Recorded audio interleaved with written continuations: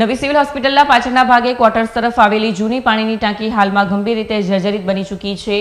હાલ આ ટાંકી ઉપયોગમાં નથી અને બંધ હાલતમાં છે, છતાં તેની હાલત એટલી નબળી થઈ ગઈ છે કે ગમે ત્યારે તૂટી પડી મોટી દુર્ઘટના સર્જી શકે તેવી સ્થિતિ ઊભી થઈ છે। નવી સિવિલ હોસ્પિટલના પાછળના ભાગે ક્વાર્ટર્સ તરફ આવેલી જૂની પાણીની ટાંકી હાલમાં ગંભીર રીતે જર્જરિત થઈ ચૂકી છે। સ્થાનિકોને હોસ્પિટલ સ્ટાફ દ્વારા વારંવાર ધ્યાન દોરવા છતાં આ ટાંકી અંગે કોઈ નક્કર કાર્યવાહી થતી નથી। ચિંતાજનક બાબત એ છે કે જો આ પાણીની ટાંકી સીધી તૂટી પડે તો પાછળ આવેલા વ્યસ્ત મેઇન રોડ પર સીધી પડશે, જ્યાં સતત વાહન વ્યવહાર અને લોકોની અવરજવર છે।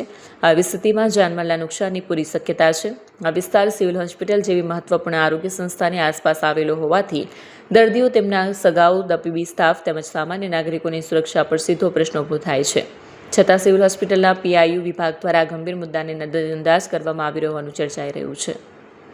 પ્રશાસન દ્વારા તાત્કાલિક નિરીક્ષણ કરી જર્જરિત ટાંકી દૂર કરવી કે સુરક્ષિત બનાવવાની અત્યંત જરૂર બની ગઈ છે, જેથી ભવિષ્યમાં કોઈ અણધારી ઘટના ટાળી શકાય। અચ્છા, આ ટાંકી બાબતે આજે શું કહેશો? આ ટાંકી એ ભાજપના 30 વર્ષના શાસનનો ભ્રષ્ટાચારનો જીવતો જાગતો નમૂનો છે। જે રીતે તડકેશ્વરની ટાંકી ટ્રિપલ એન્જિનની સરકારની એક જીવતો જાગતો નમૂનો લાઈવમાં પડી ગયો, એ રીતે જે રીતે ટ્રિપલ એન્જિન એટલે 20% સેન્ટ્રલ ગવર્મેન્ટના નેતા લે છે કમિશન, 20% રાજ્ય સરકારના નેતા લે છે કમિશન અને 20% સુરત મ્યુનિસિપલ શાસન લોકલ શાસનના નેતાઓ લે છે। એ શાસનો જ્યારે 60% કમિશન ખોરીને કોઈ ટાંકી બનાવતા હોય છે તો તેની પરિસ્થિતિ આ જ રહેવાની હોય છે। અને પાછળ ખૂબ મોટો રોડ છે, અહીં લોકોની હજારો લોકોની અવર જવર છે, આ જાનહાનિ થાય એવી મોટી પરિસ્થિતિ ઉત્પન્ન છે, એમને ખબર છે।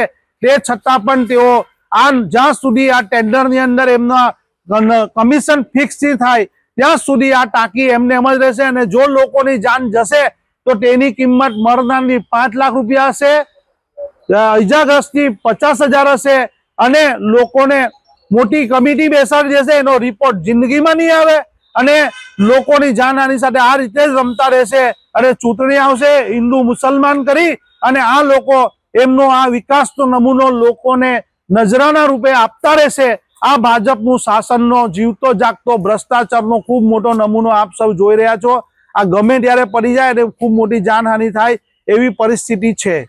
અને પાછળ જે રીતે રોડ છે, ત્યારે રોડ પર વાહન ચાલકોનો જીવ જોખમમાં છે, પણ આ શાસકો કુંભકર્ણની ઊંઘ ઊંઘી રહ્યા છે। તેઓની સામે જનતાએ બહાર આવવું પડશે અને આ ભ્રષ્ટાચાર ખુલ્લો પાડવો પડશે।